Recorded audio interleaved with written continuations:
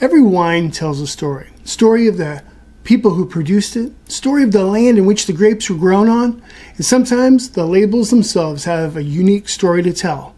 Well, I'm very excited because today I have one of the coolest origin stories I've ever heard of. I'm going to share it with you. What is the story? Well, you're just going to have to stay tuned and find out.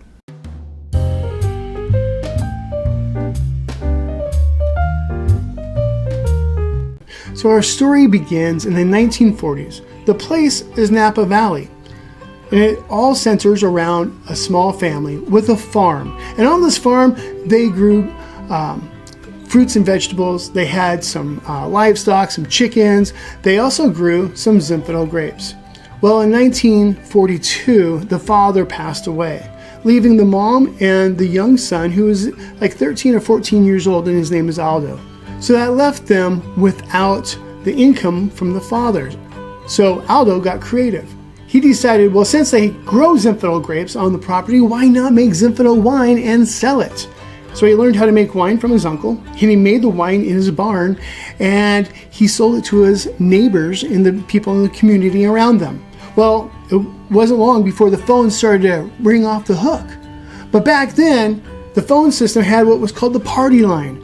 And the party line meant that people around you, your neighbors, could listen into your conversations, which meant that if people called in asking for a jug of his Zinfandel wine, they would know. And that would cause problems because, one, he was a teenage boy and he didn't have a license to make wine to begin with.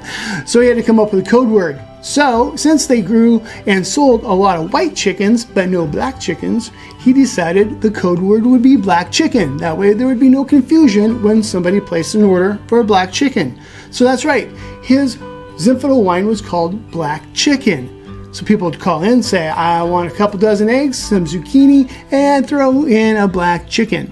So then his wine became a huge success. And that winery still stands today.